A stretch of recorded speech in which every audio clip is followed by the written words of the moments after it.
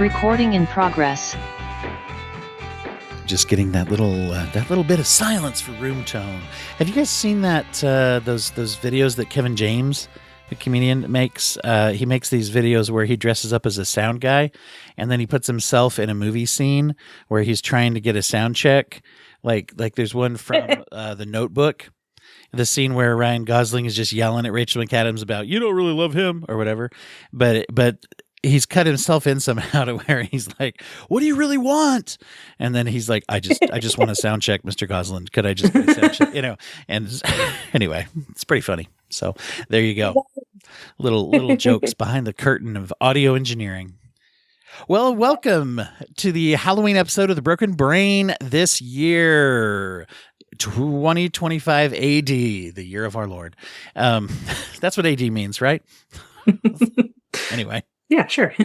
That's two false starts there. We'll see which one of them makes it in. But anyway, I am joined today by a couple of returning champions to the podcast, returning guests, movie pop culture experts. We're going to go around and let y'all introduce yourselves to the people out there.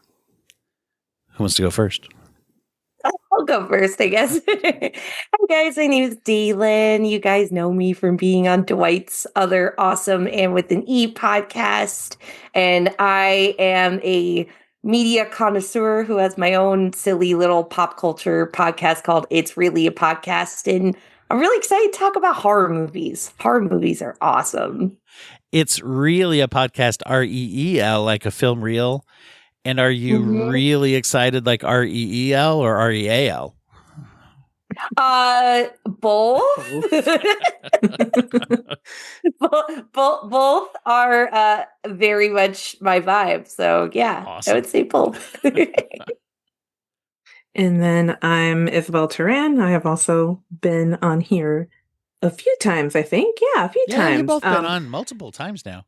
I think expert is a stretch for me, but, I'll still take it. I do a couple of podcasts on the Rabbit Hole Podcast Network. I'm a co-host on Hersing Around, where we just kind of cover recently deceased celebrities. And my main one is That's Bodacious Dude, 80 Radical Movies from the 80s, where I cover different 80s movies and have a guest, which both of you have been on. So that's been awesome. Yeah. It's a great show. I will full say, circle. Speaking of Halloween and horror, scary movies like we're going to be getting into today, your episode on The Shining was wonderful. It was really good. I love Nick. Yeah, he was great on that. Yeah. So it actually reminded me of one that I have not seen yet. We'll see if it comes up today. Probably not. But Dr. Sleep, remember? That's a sequel to The Shining. I haven't seen it yet. I haven't either. Well, I forget that it exists, like I think a lot of people do. And soon after it came out, I think, because I never heard anyone talk about it for something. You think that would be a pretty monumental thing? Like they're making a sequel to The Shining? Let's never talk about it again. I don't know if that's a good sign or not, but at least Ewan McGregor's in it. But anyway. So I think they thought it would be like The Shining, Shinier or something, part 2, Shinier. The Shiniest. Yeah. Shiniest. The Shinier would be the Sleep? second Like, in the trilogy, and then Shiniest would be the third one. And then Shine On, Shine On, Gentle Diamond would be the fourth that you didn't know they were going to make because you thought it was just a trilogy. The prequel, exactly. The story of how I used the gift in preschool.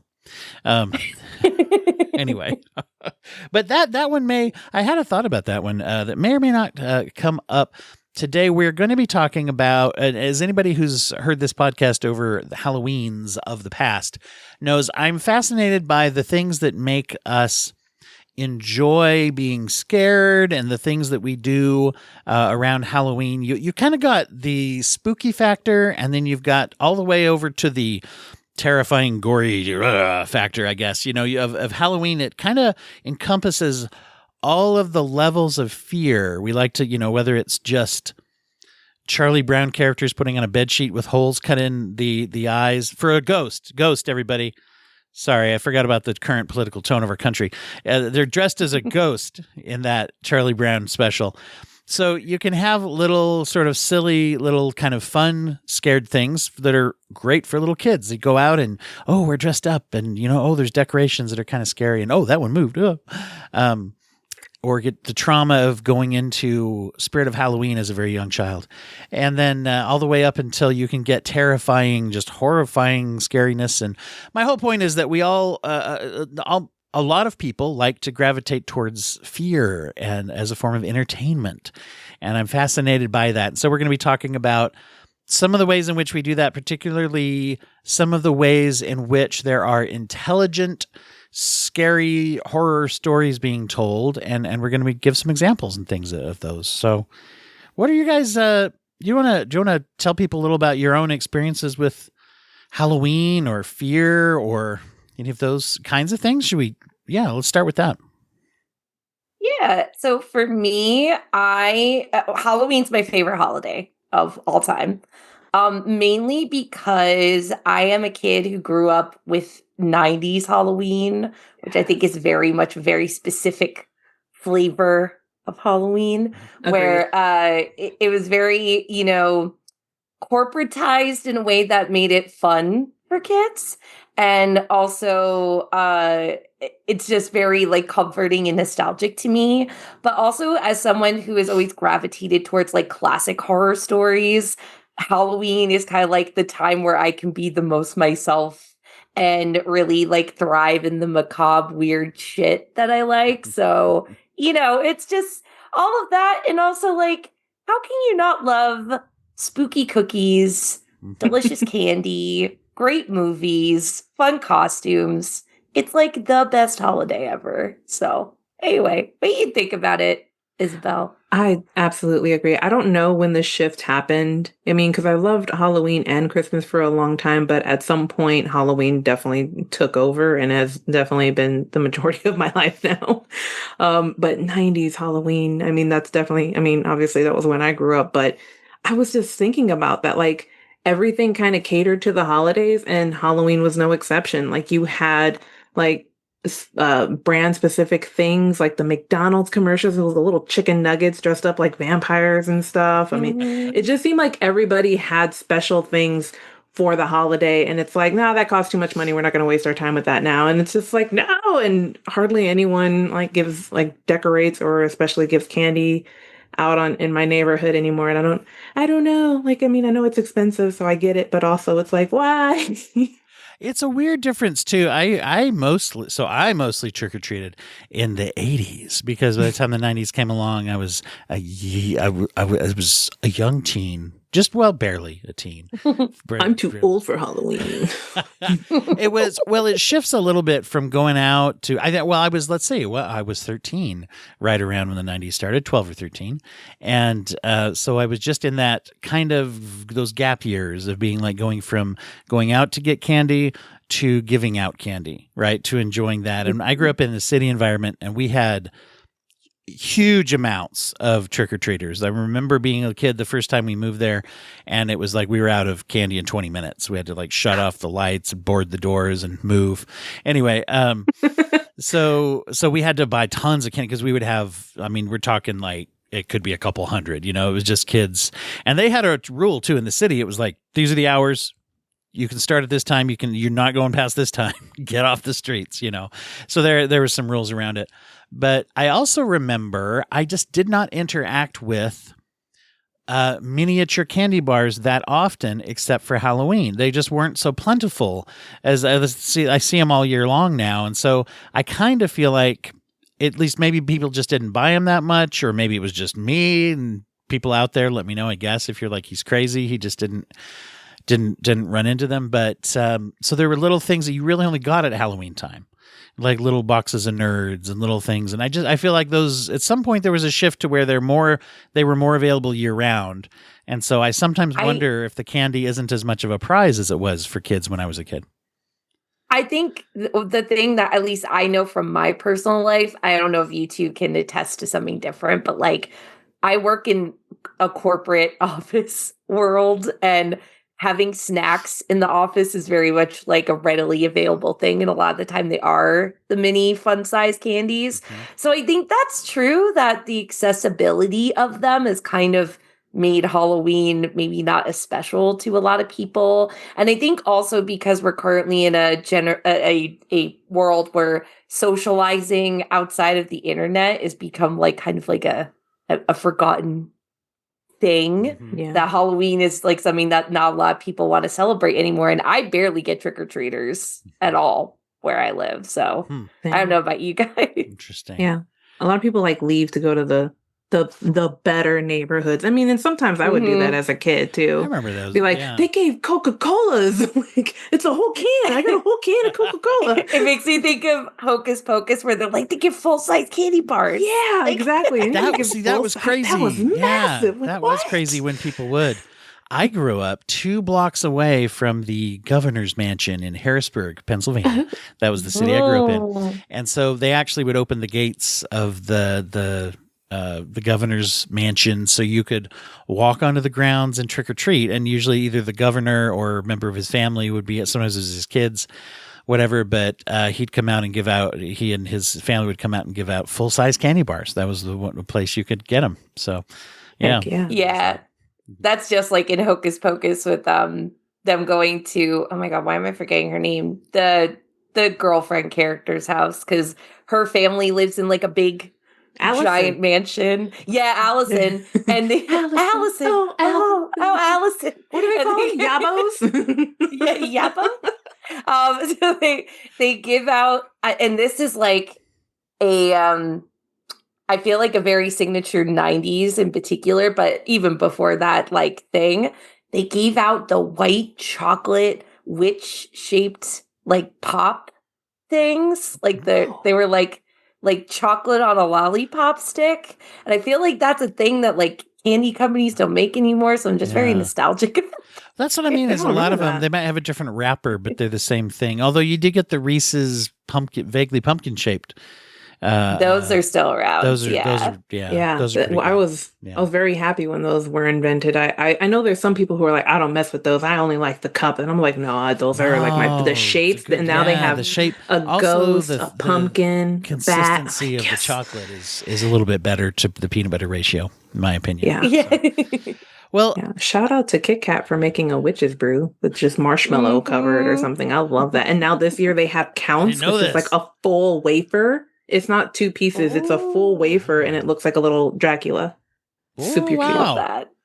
I'm not trying to like endorse him or anything, but I'm just saying. Endorse which one? Sponsor this podcast, Hershey. Yeah, exactly. Big sponsor. Not only Kit Kat, but Count Dracula. What did I see the other day? Someone was saying that vampires aren't necessarily vampires are always depicted as in castles, but they said Dracula didn't own a castle because he was a vampire. He owned it because he was a count. He was a count. Yeah. There's a wealth disparity for vampires there. I hadn't really thought about that idea, but anyway, they weren't all investing in Apple years ago. Some of them were just slumming around. Anyway, so yeah, speaking of weird tropes of vampires owning castles, there we go. That's my segue. We're going to be talking. I was real curious about your guys' thoughts about a term that I hear sometimes, which is smart horror, and it's it's an interesting thought. The thought being that when do they use smart storytelling to make scary or horror stories in movies? I guess as I was contemplating that term, I'm always interested in genre designations. I don't know, because there are things I'll watch and I'll say, oh, it's a horror movie. And someone's like, no, it's just a thriller. And I'll be okay. And I mean, isn't that the same? A little bit. Well, see, that's my thought too. And you guys can help me. I think someone said that about Black Phone when I said, oh, Black Phone, that was good. And they're like, well, that's more of a thriller than a horror movie. And I'm like, okay. A thriller, I feel, is just a subgenre of horror. That's how I feel about that's it. A good way to put it. Agreed. Yeah. So then when you put in the idea of smart horror, I feel like, it's kind of inherently you're assuming that it's supposed to be dumb, I guess, right? Is that what that means then when people say that? Do they think horror is dumb? Because to me, any kind of storytelling can contain smart elements. And I think there are probably some things to talk about there as far as what do we mean by this idea of smart horror and intelligent storytelling? And why are people so surprised to find it in this genre? I mean, I have always been of the mindset that I think a lot of people associate horror with the term like schlock, like it's like kind of trashy Yeah, just entertainment. slashers. Yeah. Yeah, exactly. Or like, kind of in the same vein of like exploitation films, like very, like it's just there as kind of like short digestible media and it's not supposed to like last long in your brain and all that. But honestly, I personally feel like horror is like one of the most intelligent genres of film ever because and just storytelling in general because it really taps into like the human psyche of like what are we scared of and what is the like perpetual cultural fear that's going on right now. And granted, yes, some horror movies are dumb, but so is every genre. So like, I don't quite understand why it has to be that horror is like this tainted thing that we shouldn't touch, like this, like forbidden fruit kind of way. When you look at a it, lot of people. Yeah, and I think that sometimes we have a weird designation between like dumb schlocky entertainment and smart entertainment, and of course you can find examples which can be schlocky dumb. But the thing is that I find. For example, I think it is smart of someone making a movie to make the movie they're trying to make. If they know which movie they're trying to make and they make it, to me, that's smart, even if it's kind of silly or dumb on purpose. And well, I'll give you, kind of an example of this, actually. I'm going to name a movie. Let's see if this is a hot take or not. That it and the sequel are both maybe not regarded as hugely, oh my gosh, those are the best movies ever. Megan and Megan 2.0. Now, I would say that to me is a really great example of a movie that is neither of which are great movies, but they both know what they're trying to be. Maybe the first one a little more than the second one. But anyway, they're like, oh, we're going to get in here and do this thing about a doll that kills people. Great. And they did it. And it's like, that's what you want from that description is pretty much what you see. That's just an example for me of a movie that's like, yeah, we're trying to do this and we did it. And that's smart to me right there to say, we're not going to pretend it's something else. We're not going to try to cash in on tons of emotion that we didn't, deserve or this or that. So anyway, that's just a thought, and that's one example. But so I think you can do smart things with things that are maybe thought of as not that deep, and then all of a sudden it does deepen the enjoyment of it a little bit. Does that make sense? Yeah. Yeah. I agree. Definitely, like I would say that fits Megan pretty well, though I do think the first movie has some interesting things to say about parenting. That's like a thing that I really appreciate about that movie. But the second one is absolutely what it says on the box. And what I mean by that is it is very much a popcorn ridiculous movie that's like yes queening the entire time about Megan. No. You know what strikes me as funny about that franchise is that you've got I was thinking about this when Megan 2.0 came out. It was obviously more of an action film than meant to be suspenseful or scary. And I thought it reminded me the last time that I know of a genre that was mass release that was like, oh, the first one's a horror movie and the second one is an action movie was Alien and Aliens. And I was like, well, this one doesn't, they don't quite, it's not, I'm not saying that they fit into that level of filmmaking, but I was like, but that is an interesting idea to change the genre with the sequel. So I'll give them that for sure. But no, you're right. And I think that's why sometimes you can watch and be like, yeah, she should have, I don't mind if she killed that bully or whatever it is that people might say. Because it's like, oh yeah, as a parent, you kind of want to do that, but so yeah, very ride or die caretaker. Well, let's. So when I invited you guys on, I wanted to get some examples of the use of smart storytelling in horror, and to come up with some examples. So all of us are going to share some of those. I want to throw out one just to very start with that. I should check to make sure I'm not stealing this from anyone, but I'll let them take over if I am. I just wanted to throw out a new one that just came out, which is Sinners. And I think everybody's talking about this and the use of intelligent storytelling.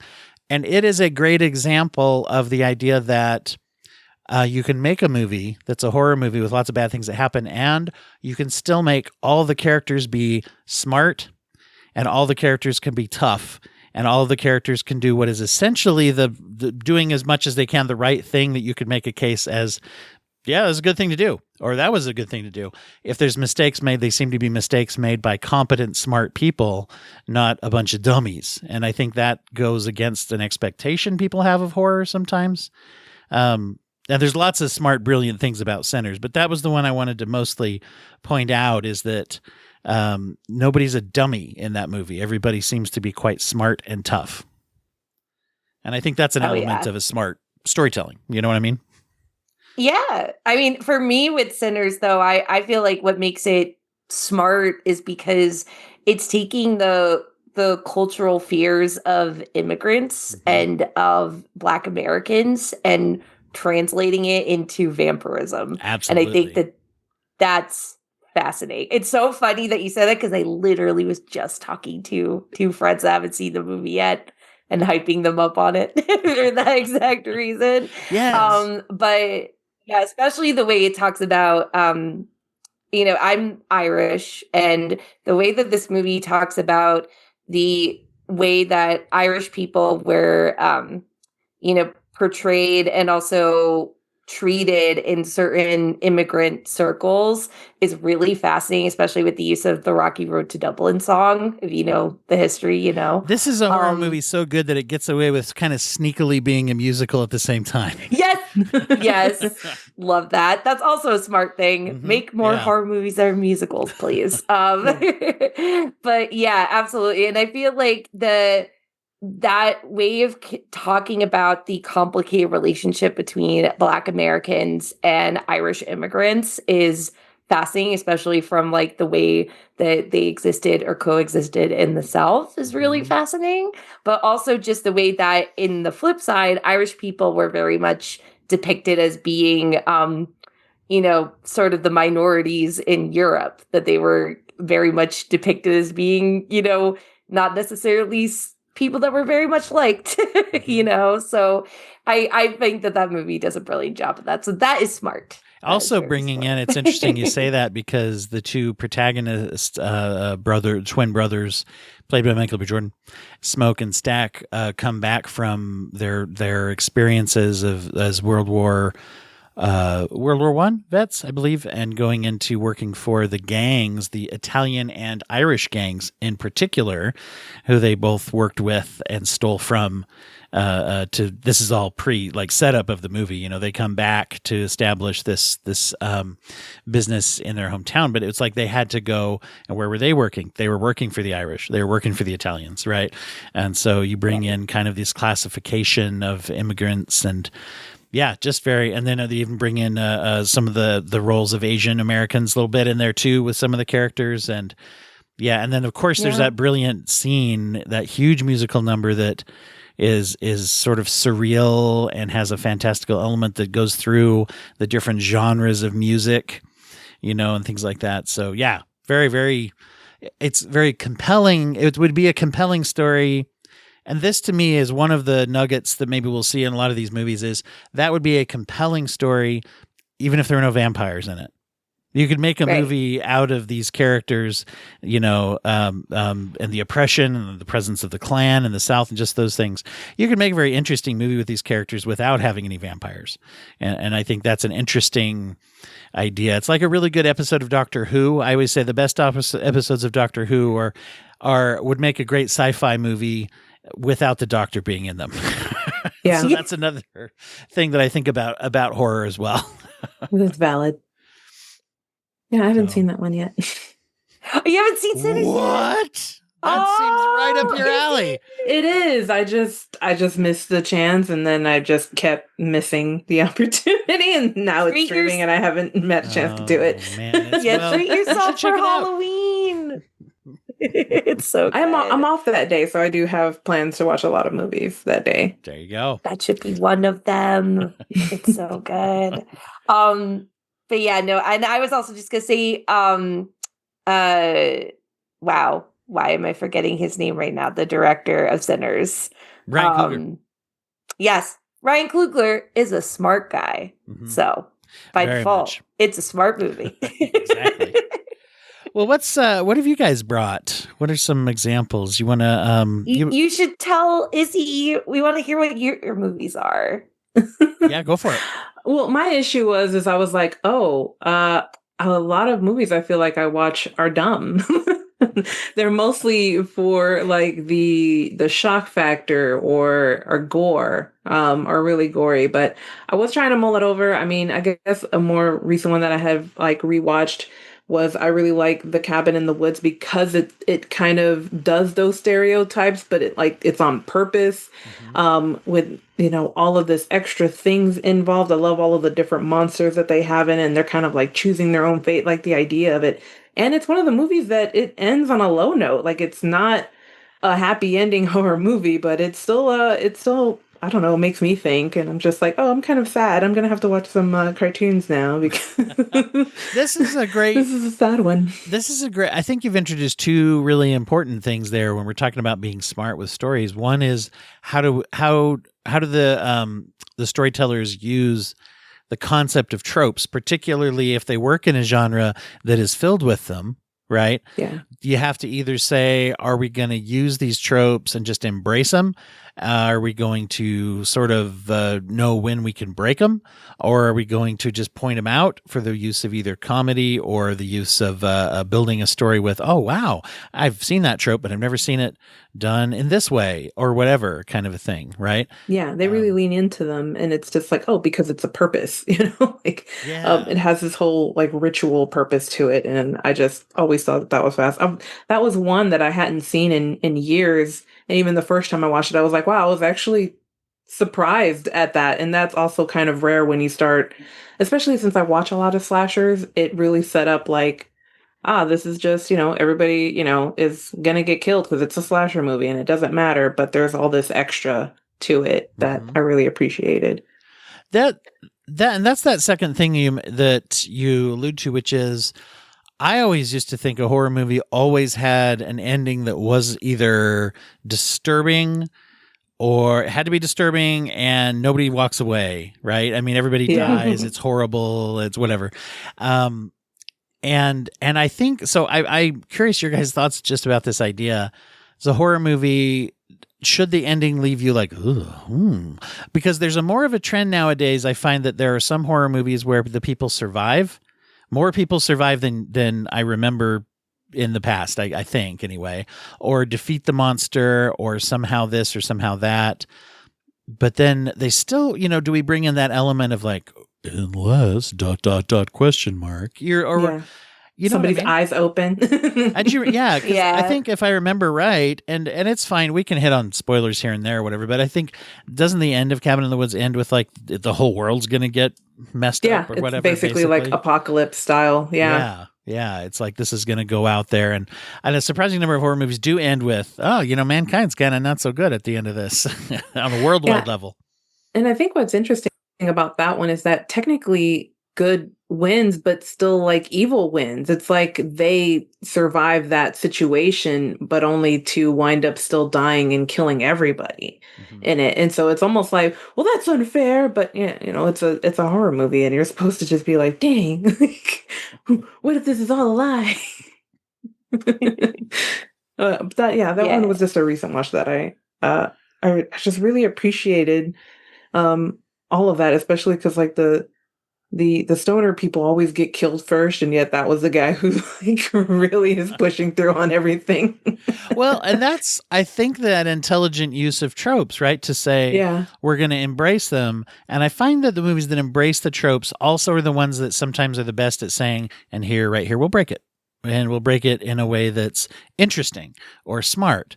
But we're not going to because sometimes if you just make it about breaking the tropes, it's one thing to have, here's an original movie that doesn't follow those, but if you're trying really hard not to follow any, that can stand out a lot versus saying, here's the ones we follow and here's the ones we don't on purpose. It's it's interesting how people do that. So, well, Dalin, let's hit us up with one of yours. So I brought an old school one to the party. The talking party. You? An old school movie? This is one of the things I love about talking movies with you, actually, is you have so much knowledge about old Hollywood and old Hollywood stuff.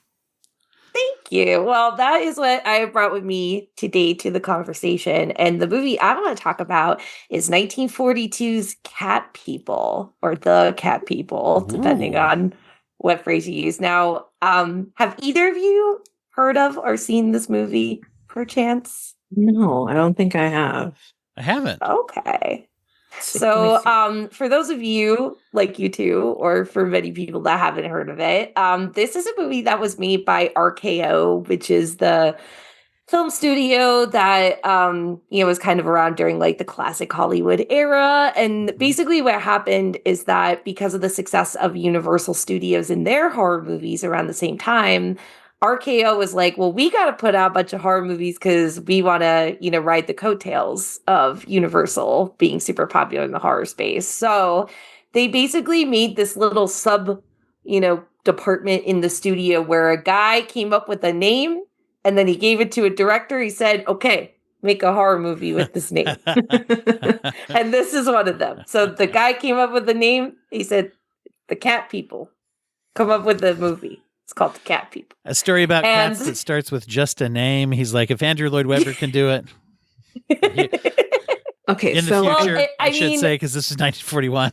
Right, I was going to say, it's a foreshadowing, a precursor to Cats. But so, yes, it has a very silly name, but this movie is actually a really fascinating piece of horror history because not only is it, again, very significant for the fact that it comes from this specific era of horror, but it is technically the first horror movie to have the jump scare. Now, the reason why I bring this up is because it is incredible for that reason alone when it comes to, sound effects and the way that it creates that sort of tension to make you like, ugh, so scared. And it basically, for those who don't know, this scene happens at a bus scene where basically a character who thinks that another character is chasing her is walking by a bus stop, and it's all about the editing and the sound effects that make the jump motion happen with the audience. So it's really important for that reason. But the reason I'm bringing it is because I think this movie is incredibly smart, despite the silly name, because the basic plot is about a woman who is from Eastern Europe, who is a fashion designer in New York City. And she meets a man who she starts having a romantic relationship with. And the thing is that while they are, courting each other, he, as you would in most relationships, or most heterosexual, I guess, relationships, wants to be physical with her. But she doesn't, because from her culture that she came from, when you have a sexual, interaction, her people turn into cats. Whoa. Okay. Yes. So into like cats, like werewolf cats, sort of. Okay. So she doesn't want to do that. She doesn't want to kill him. She's been disposed to thinking that she will ultimately kill her sexual partner once that happens. So the entire rest of the movie is about how she is desperately wanting to be with this man, but internally there is this like internal force within her that wants to come out and wants to, be sexual, be crazy, be chaotic, and be unhinged and do all these things, but she's constantly repressing it. And while, again, this movie has a very silly name, it was filmed in a very cheap way, I think that the way in which they were able to make this movie, despite the limited budget and everything else going for it, made it one of the most important pieces of horror to ever exist. And so that's why I think it's a super smart horror movie, why I wanted to bring it to the conversation. So they also had like one in 1982. Is that like a remake kind of situation? Yes. I was like, is that the David Bowie song thing? Yeah. So that is a remake. And that movie's also great, but that movie is much more, how do I put it? It's much Modern, more yeah. like upfront with its sexuality because Yeah. it's the 80s and not the 40s when there wasn't like the censorship code and everything. But I never know how to say his name. McDowell, the guy from Clockwork Orange. Roddy McDowell? He's in Oh, it. Malcolm Or McDowell. Malcolm McDowell. Malcolm Yeah. McDowell. Malcolm Yeah. McDowell. Yeah, so he's in it, and it's a really cool aesthetic movie, but I prefer the 1942 version just because I think it does a lot of subtle things that have a much bigger impact emotionally. Yeah, I do like when it's more subtle, especially like older like sapphic movies as well. Like, yeah, they're like, I'm like, obviously this is a lesbian, just lead into it. I mean, but that's the whole point, Well, with the older movies. And that's the other thing about this movie too, is that there's kind of like a queer coding to it because, not only is she suppressing like this side of her that she can't like let out societally, but kind of like I was mentioning with the jump scare scene, there's a really interesting dichotomy that she has with another female character that sort of is like she wishes she could be this other female character because she doesn't have this curse, but also because she kind of like wants to be her just from like a, single white female sort of like mentality. Yeah. So it's an incredible piece of filmmaking. It's part of the Criterion Collection. I just really hope that this is my big push for more people to see Cat. Yeah, totally. I've already added it to my watch list. Yeah, that's awesome. Well, and it also has, and I wonder if this is one of the things that you like about it, either because of this or because they have the same elements. It has a real Jekyll and Hyde. And if anyone's heard your recent episode that I was on, we get into Jekyll and Hyde a bit as one of your favorite stories. Yeah, right? I was so happy you guys brought up Mary Shelley. I'm like alone in that, my love for that movie. Like people were just like, why do you like this? And I'm like, I like it. Like, I just like it. I don't know why. I just like it. The thing is like Gothic, that's a whole other thing. Gothic romances, and just in general, I feel like is a super underrated genre that I love to talk about. And also many of the movies in Gothic romances are super smart. But the other thing too is that, when it comes to me, I have a really big interest with stories with characters that have either a curse or like a transformation that they go through because of me being like neurodivergent and feeling like I had a curse when I was a kid. So it's something that I very much connect to in that way. And Cat People, I feel like really exemplifies that for sure. Cool. So that's cool. I had not known that one. I'm looking forward to that. And it brings up that concept too. I think one of the things that makes an effective, you see, it's kind of a moral playground a little bit for a writer or a director or whoever to say, well, what's this like? I'm a person who might become a monster, but I'm not a monster as a person in my heart. And so, that's the whole werewolf. When it's done best, I guess the werewolf genre is like that. But, and sometimes you see that used with other monsters and other, whatever. But to say, is there something you can empathize with? Because even if someone is a monster, it's often a lot more compelling if you see that, are they trying to be a monster? Or are they trying to, once again, bouncing around to the centers? The vampires in that, one of the things is they make a point to point out that they're not just being evil, they're trying to survive. And they think we're perpetuating what we do, and so there's an element of that. Like, I can empathize with the idea of trying to stay alive. I can empathize with the idea of believing that my way of thinking is correct, right? That kind of thing. And so I can empathize with the wanting to connect, wanting to, having the barriers up of what is prescribed, right, by those around in the world versus like, can you let go without destroying yourself and everyone? All that, that's interesting to have that element of empathy into the movie, that we can put ourselves into it, right?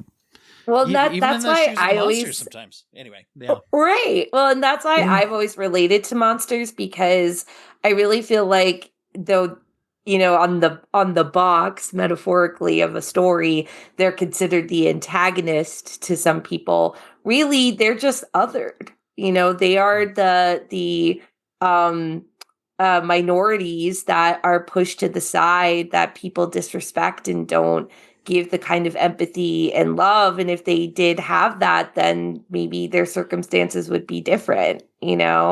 So Yeah. I have always connected to monsters because I feel like a monster, but also, there are, just such a fascinating dichotomy of layers to monster stories. And like I said, cat people, Jekyll and Hyde, and maybe my other movie I brought with me kind of fall into that category. This is great. We go around again. I wanted, because what you just said ties in with this other one that I wanted to mention. And I feel like nobody talks about it once again. So I wanted to get this one out there. It came out a few years ago. We'll find that out here. But speaking of feeling othered and rejected, and trying to get into it, in 2023 came out. I don't think it ever hit theaters. I think it was just on Hulu, still on Hulu, called No One Will Save You. Have you guys seen this one or heard of this one? It's a really interesting the way that this starts out. It stars Caitlin Dever stars as a young lady who is just basically living in this house and also one of the interesting things about this is there is literally almost no dialogue. No dialogue. Yeah. Okay. Nobody really is talking in this one. There is one line of dialogue that is very, very meaningful to the resolution or the of this character. And so and this is one of the things that I also think is important for any story, especially if you're going to take, here's a fantastical premise, which most horror movies have, either supernatural, in this case, in this movie, alien based. So you have aliens, and even in the ones that you have serial killers, it's still somewhat of a fantastical element. I mean, Hannibal Lecter's essentially a supervillain, right? He's not really representative of most humans that you see. So anyway, so we get an in here of like a supernatural idea, a fantastical idea, and then there's a person with a compelling story that lives in the world where this crazy idea happens, right? Because if you don't have an interesting person or interesting people, you don't have an interesting story, no matter how cool you think that the idea is. So she's living in this house kind of on the outskirts of this town. She's living by herself. Nobody seems to be there. She's like, has her own little hobbies. She sets up little kind of miniatures of a town in her house. She sets up bird feeders and things. When she does have to interact with the town, you realize that they do not like her, that there is something. People watch her go by, that there's a resentment. There's something that's happened in the past that has ostracized her from the town, right? And then essentially what happens is one night there's an alien invasion, and as is the name of the movie, right, is No One Will Save You. She's kind of out there. She's on her own, and she is confronting this idea of an alien invasion. And you find, and it has a wonderful combination that a lot of movies have of you're surprised by how capable she is when she tries to protect herself and do something, but it doesn't overdo. That's a balancing act because she doesn't like Home Alone the aliens off the planet in the first act or something, but she does try to survive. And the resolution of this, I will say that the whole third act resolution of this movie is not what you're expecting to have happen as you're watching it. Because with a movie like this, usually you're expecting either ultimately you're going to lose, it's a person against a whole bunch of aliens, or you're going to figure out something and they're allergic to, I don't know, water or the common cold or something, to use a couple examples from other movies. And, I accidentally discovered that perfume kills aliens, and then I can Morse code that message out to the world and everybody can perfume the aliens to death. That's not what happens, by the way, just in case anyone thought that was real. Versace. You're right. It wasn't perfume. It was Versace. No, but so it's I'm not. just saying it would be funny. Like, all I have is this. It's $100. It'd be like, just use the perfume. No. You should know number 5. I'm saving it for my wedding. Something silly. But anyway, it doesn't resolve the way you'd think, and maybe we'll get into that. But anyway, so you guys, No. Yeah, I this haven't is an seen it. interesting one I'm throwing out there that I think people should check out. So it I becomes will.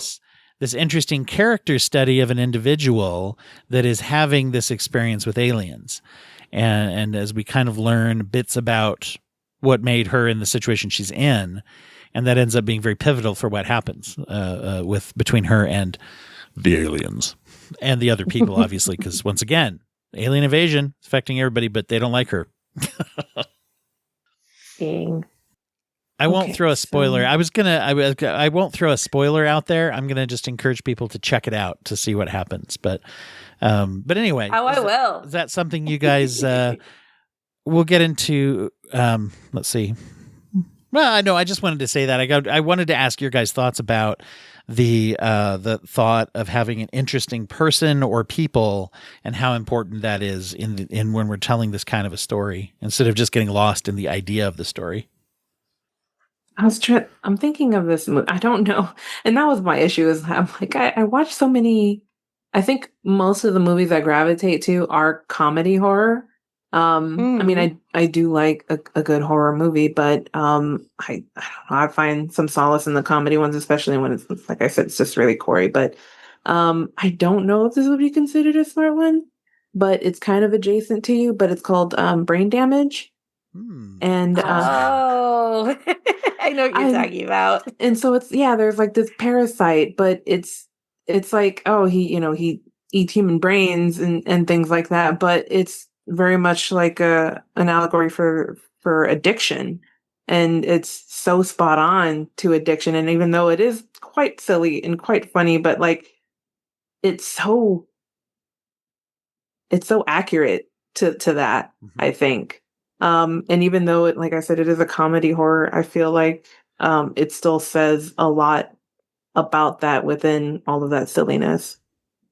That's interesting because to make something like a funny parody of something it usually works best when you come up with a good version of the thing you're parodying. Sort of. If it's like I want to parody something scary, I want it to at least, if it's not really scary because it's funny, it should at least be a good version of the story. It's like how if people remember the movie Warm Bodies, the kind of zombie rom-com, it was a pretty good zombie movie in addition to being a parody of zombie movies, right? Or Shaun of the Dead, better example. It's a parody of zombie movies, but it's actually a really good zombie movie, right? It is. Yeah. And a good rom-com. That's true. Oh yeah, it is also a rom-com. I haven't seen Warm Bodies, but it's Nicholas Hoult is in that one. Is that? Okay. Yeah. That's another one. There's so many I haven't seen. Unfortunately, I like rewatching a lot of just terrible movies. Well, you do have a podcast about movies from the 80s, and so we're kind of rolling the dice on those. Yeah. I mean, this one I definitely recommend it, especially since you your field is with addiction and everything. So I believe it's the same person who did like Basket Case. Yeah. Mm-hmm. Which is the first time I watched Basket Case, God, I was so mad. I like did not like it the first time, but it was also because I was like, just punt that thing. Why are you letting it control you?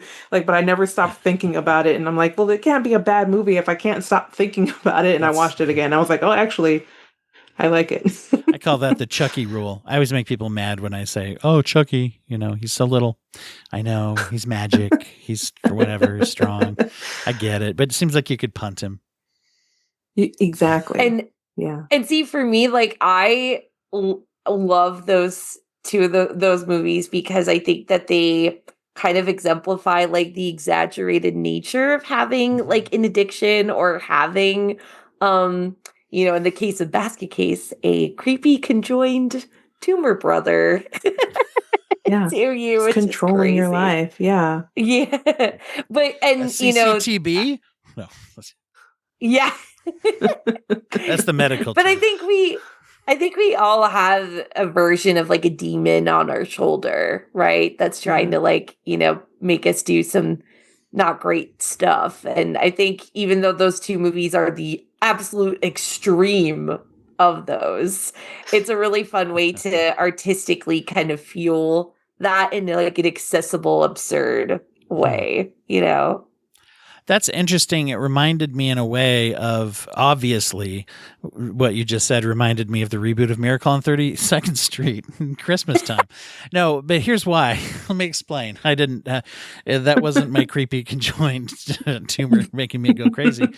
I don't think. But there's a line in there where, what's his name? The Jurassic Park guy who plays Santa Claus. I didn't prep this because I didn't know I was going to be mentioning it. Oh, Richard Attenborough? Yeah, Richard Attenborough. There we go. He plays, of course, Santa in the movie, and he's trying to explain to someone why the idea of Santa is important, right? Because the whole premise of the movie is he's Santa. Nobody believes him because he's working at Macy's, whatever. And that's not why they don't believe him. They don't believe him because it's a somewhat preposterous thing to assert. Anyway, but he's explaining to someone, he says, I'm a symbol of a time of the year where we try to basically transcend the selfishness and the fear that rules most of our lives. That's the thing I remember most about that movie, is that concept in there that he says we're trying to transcend selfishness and fear, which usually governs us.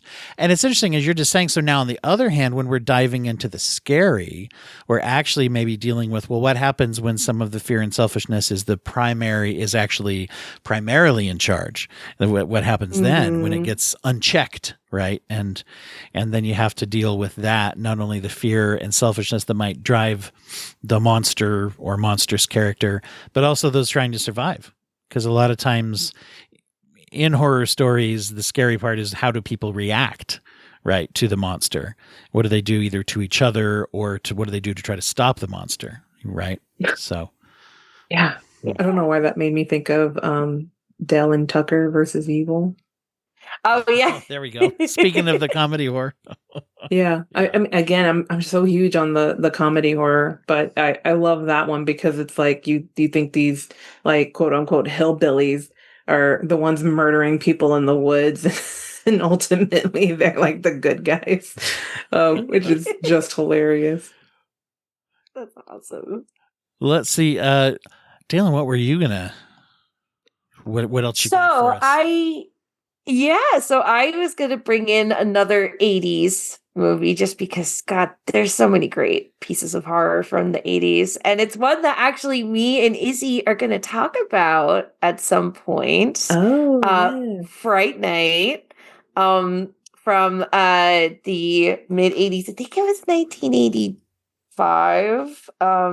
I'm forgetting exactly what year, but also the remake, the 2011 remake, I think is also really good. Yeah, you're correct. 1985. Okay, perfect. I'm glad my movie cred has not been it's pretty taken good. away. You guys are good at this, like pulling it out of memory. I'm always like, I'm going to look that up. Yeah. It comes with the neurodivergent territory. I can't do my taxes, but I can tell you what year. But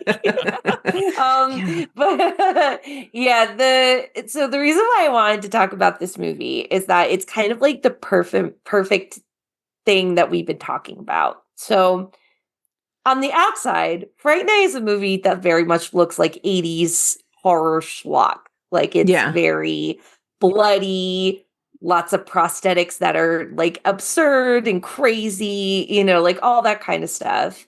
But deep down, this is a movie that I think has a lot of really interesting things to say about the teenage, specifically sexual experience. And that's why I think it's smart. So, for those of you who have no idea what Fright Night is, it is the story of Charlie, who is a teenage boy who it has a girlfriend that he is slowly kind of, trying to have a sexual relationship with. And he is also obsessed with horror movies. And one night, he notices that his new neighbor across the street, whose name is Jerry, an iconic line, by the way, in the franchise is, Jerry? That's a vampire's name? Such a stupid name for a vampire. But anyway, so Jerry, the neighbor, basically is having a similarly sexual moment with a lady across the street. And it becomes quite clear to Charlie that Jerry may indeed be a vampire. And the rest of the movie, it's basically about how Charlie has a lot of paranoia about the fact that Jerry is a vampire and that no one believes him.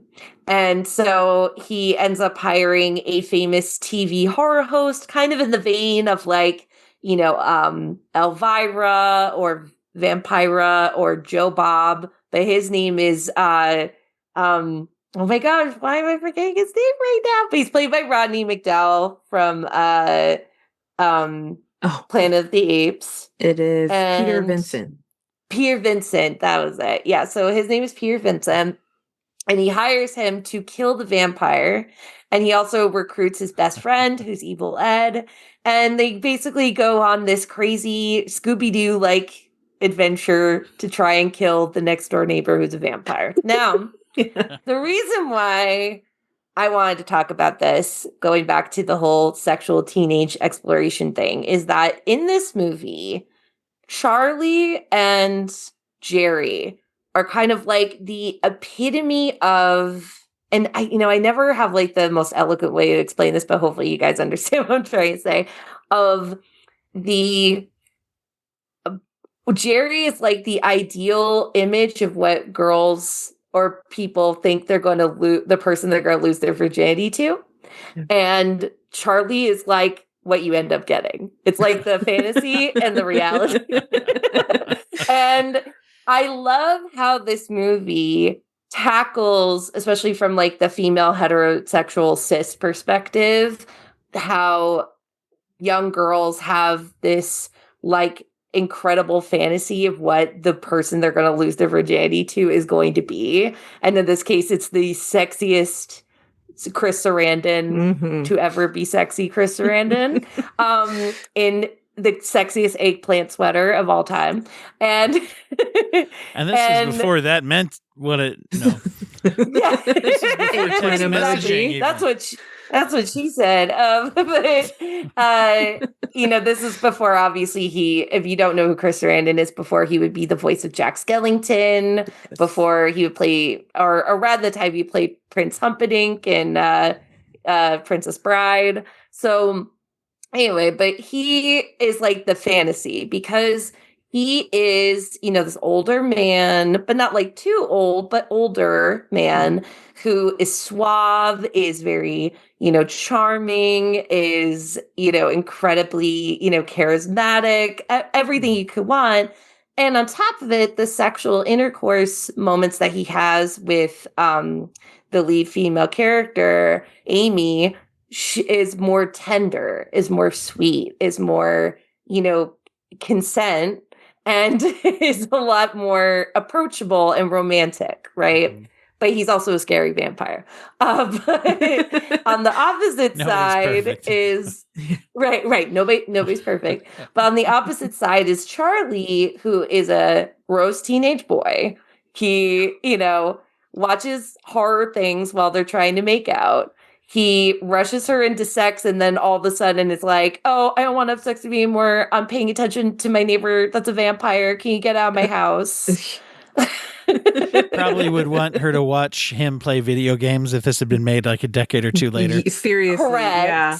Accurate. Correct. Exactly. And so I love how this movie tackles the idea of both the fantasy and the reality of teenage girls experiencing sexual experiences for the first time in a fantastical way. But the thing is, the other reason why this movie's smart, because Jerry is a bisexual icon. And yes. Jerry not only is into the chicks, but he is into the dudes. And he has not only a I guess you could say, I like to call him Jerry's bitch, but his like sexy manservant who's also kind of sort of yeah. Well, it's his kind of sexy his Renfeld. Sexy Renfeld, but he's also kind of like a himbo. I don't know. It's very specific. He's really only in the 80s version. He's not in the 2011 one. Which is sad. Yeah, why'd you do that? You would think you could have leaned it harder in the newer one, which is ridiculous. It just But kind of this one, I shows that's definitely- a weird thing. This is a side kind of, but there's these weird pockets, and I think we're experiencing now a cultural pocket of intolerance, right? That is making things at the same time that we're more open, we're also less open. But you see those little pockets, like you said, like there's queer coding in the 40s because people were putting that in there. Right. There's a thing, like you said, maybe from what I haven't seen either of these, but from what you're saying, maybe a little bit more comfort playing in the bisexual space than at that. Maybe there was a pocket around 2011 or something that, who knows? Yeah. Anyway, just interesting to where, Yeah. you might see it be different. Huh. Anyway. Well, I think pockets there's a of degree. Yeah, I think there's a degree to which, weirdly enough, in the 80s, they were more comfortable talking about sex in like a more like kind of absurd way, but also not making it like, we're, putting a big flashing red light of like sexual conversations, but There was a sharper more of, divide like, between adult and non-adult entertainment. And when I say adult Right. entertainment, I don't mean pornography in this case. I just Right. mean this is meant for adults. I think it was something to do with they were just kind of feeling out. Even the concept of PG-13 was invented in the 80s, right? Right. And so Correct. feeling Right. out, is this a grown-up or a kid one? And there's pros and cons. Now we have a lot more things that are more palatable in the middle for kids of a certain age or older and adults as well. That's great. It's really good we have that. But it's just an interesting difference, as you put it. There was more demarcated between, oh yeah, we can have swearing and sex in this because it's for grown-ups. And of course, I mean, I realized as I said that we're talking about the 80s. We'll only put some weird little elements of sex and profanity intermittently in family movies back in the 80s. Just drop it in a weird scene here and there versus like, but anyway, I don't know if that was why, but anyway. Yeah, well, I think you're definitely getting there, like along the lines, but I also think it's kind of goes in hand with like what was like the sexual like freedom of things like MTV, like Madonna and all this kind of stuff. And I think that this movie really talks about the provocative nature of teenagers at that age and discovering themselves and figuring out who they are. And, there's a degree to which like, these characters are kind of figuring out like, what is their sexual orientation? Like, who are they? Like, as adults outside of being teens. And, Jerry kind of brings that out in them where he's like, he says things like, I know that you're made fun of and I want to, give you the gift. I want to give you this freedom, to be this thing. And, it has its consequences, but it's still handled in a really interesting way. So Interesting. go watch Fright Night. It's great. I love that one. I mean, and I think more recently watched that one within like the last 5 years or so. That was a newer one. I didn't grow up on that one. And then, of course, once I saw that, I was like, well, obviously I have to watch the 2011 version, especially since it had David Tennant in it. And I had already gone through my Doctor Who phase. And he's like the sexy vampire host, magician type. I don't know what they did. Well, in this he's newer movie. the Peter Vincent character, Yeah. but instead of being like a horror TV host, he's like sort of like a Chris Angel magician kind of character. Why did they do David that? Tennant But it's as fine. a Chris Angel magician trying to kill a vampire? That sounds Yes. insane. Yeah, There's it's also literally incredibly a hot. scene. Oh, he's so hot in this He's movie. so And there's a scene where he is walking through his like penthouse in Las Vegas, because of course he's like a Las Vegas act. And literally it's so good. He's taking off like all the fake hair and like the mustache and everything. And then he's just like in literally just leather pants. And it's like 10 out of 10. Perfect. Yep. Agreed. I love it. Yes. And also it has Colin Farrell and Anton Yelchin. So you can't go wrong with that. Nice, It's all great. Oh yeah, he plays Charlie. Yes. I was just So trying to good. think. We need to do some kind of analysis on former doctors and vampire movies, because Matt Smith was in. It qualifies. It's still a movie. Morbius. He's in Morbius. In fact, the only thing I would really recommend about Morbius is the one scene where Matt Smith. Matt Smith's character infinitely more interesting than Jared Leto's, titular Morbius of character, course. because he seems like a guy who really digs being a vampire. There's one scene where he kills a bunch of guys in a very enjoyable way that you can tell he's loving it. It's the scene that is worth, well, you can probably find it on YouTube. I wouldn't say to watch Morbius for it. Anyway, it's just interesting how many other doctors. Yeah. Peter Capaldi was in World War Z. That's a horror movie. It's not a vampire. Anyway, sorry. Go ahead. Yeah. No, I was going to say, I think the best scene of Matt Smith and Morbius is when he's dancing around his penthouse apartment. Oh, see, that ties that. Yes. No, that's true. That's in there too. But yeah, look up Matt, because he kind of does a little dance while he's killing all those guys too, where I'm like, I want a movie about this guy. I don't even care that he's a villain. I want to watch this guy going around the city just being a vampire and enjoying it. God, you could do a whole podcast on just vampire movies and vampires in general. Like, I love vampires. I mean, and if we're going on Doctor Who things, I don't know if any of you seen Lair of the White Worm. I wouldn't consider it a smart movie necessarily, but I just thought that was I liked that one. It's weird and it's interesting, but it's not one I necessarily just recommend to just anyone. But it has Peter Capaldi is like an archaeologist. He finds this like snake skull in this yard, and Hugh Grant is in it. And wow, okay, they're very young. And there's oh my God, what's her name? I don't remember. Hold on, now I have to look it up because I feel like maybe you would know her name. I do enjoy the idea of an archaeologist finding something in someone's yard. It's like, it's like, I was just like, what'd you dig up? And it's just like, oh, this giant like snake skull, and look at this mosaic that's from around these years ago. His spouse is like, would you leave work at work? He's like, I Amanda like the Donahoe. Idea. Oh, plays the Lady Marsh, who is ultimately, I don't think it's giving it away because it's very obvious. Like they kind of like, it's just very obvious there's snakes involved, and that's why it's not necessarily vampire, but it is, with fangs, I guess. But she's like a snake lady, and she's trying to find like a virgin sacrifice for the giant snake to feed it to. And Hugh Grant is like a descendant of the person who first killed the giant white snake and everything. It's very silly. There's a lot of weird things sometimes, but I mean, just for that alone, I think is interesting. And Peter Capaldi. Oh, I have to watch this because they look like snacks. Yes. Oh my God, Peter Capaldi's so cute with his little glasses on, and at one point he like is playing the bagpipes in his like little kilt and everything, and I'm just like, yes. Sold. Yeah.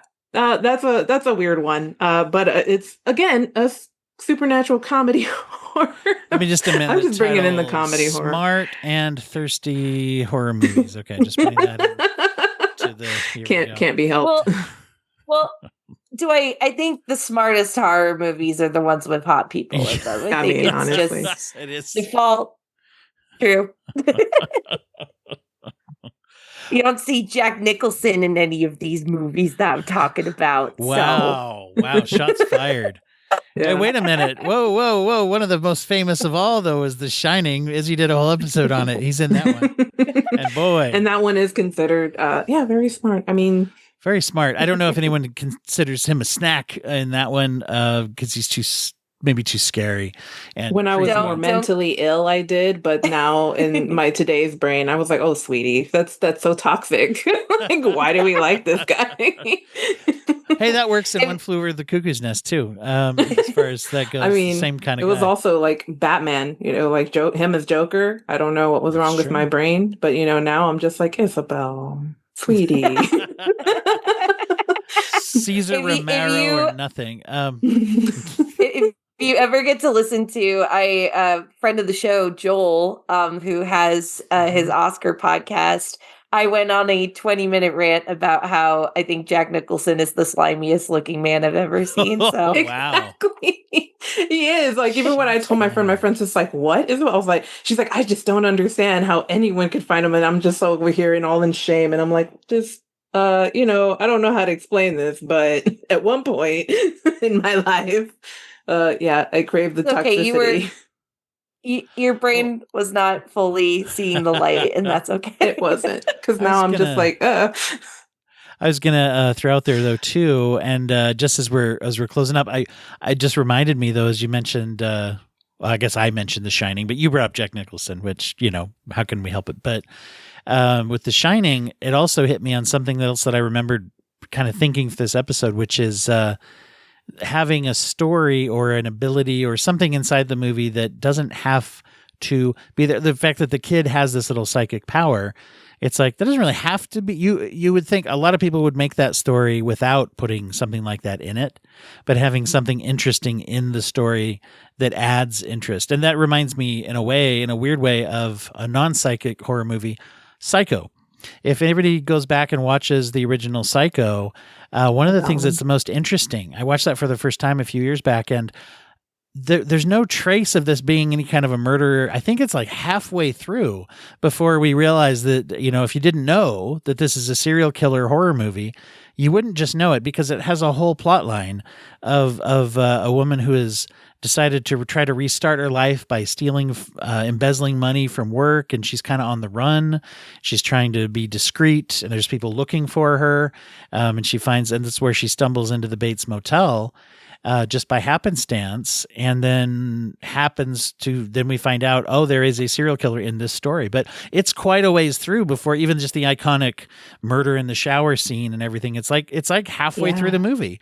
So it has its own, this other story, whereas I think there's a certain boldness to that, and maybe a smartness to that, to say, here's the world, something's happening, and here's our monster, boom, just placed into the world as it exists. That's a, you know, kind of a thing to do there. And you think it's just crazy mother. Yeah. Yeah, right. If you, I mean, you imagine it coming out when you might not have, you know, I don't know how it was advertised or whatever, but I'm sure there were still those back then that didn't watch trailers, that didn't want it to be spoiled. And they would just be like, oh, this is an interesting little criminal heist movie. And what a weirdo working at this hotel. Oh my gosh. You know?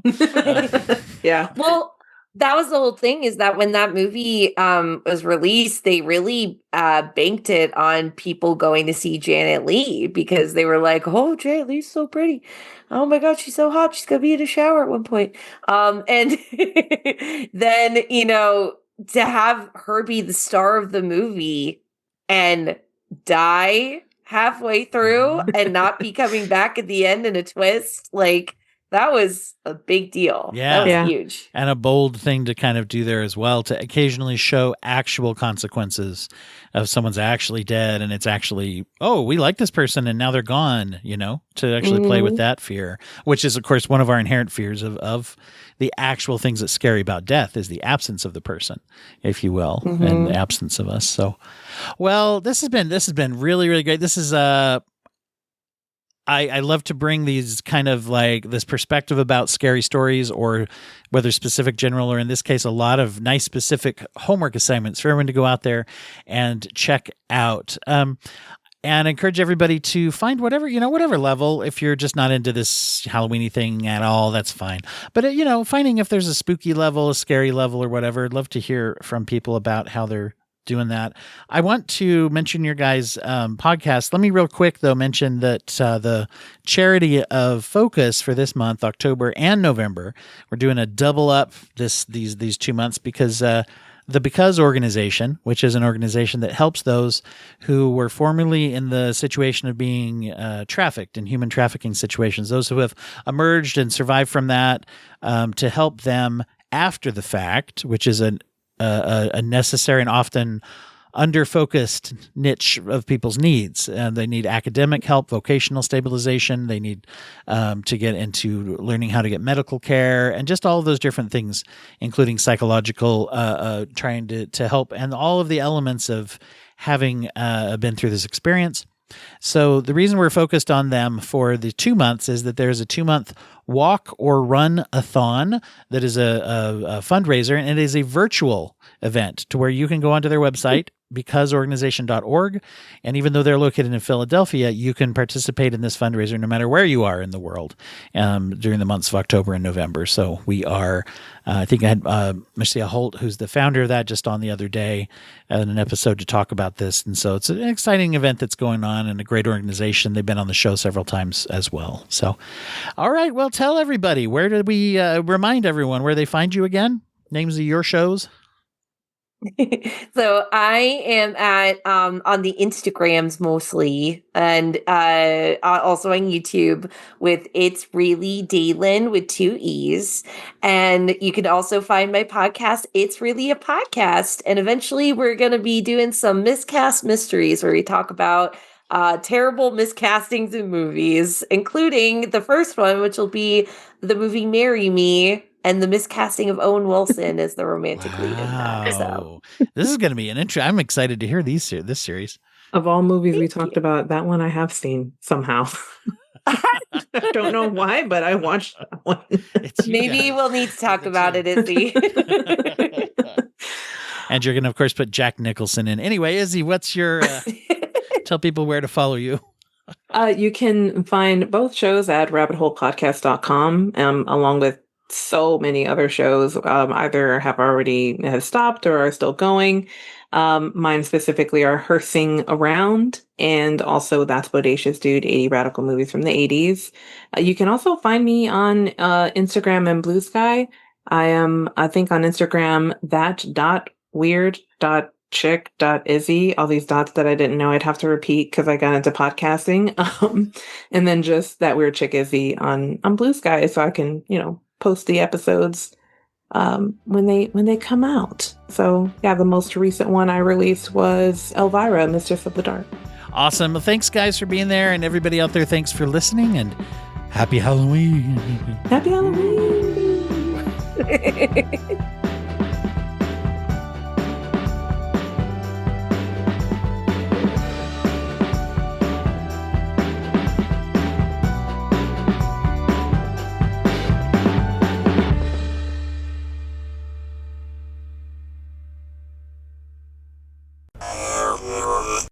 Thank you for listening to the Court and Parts Podcast Network. To listen to more Court and Parts shows, visit courtandarts.com.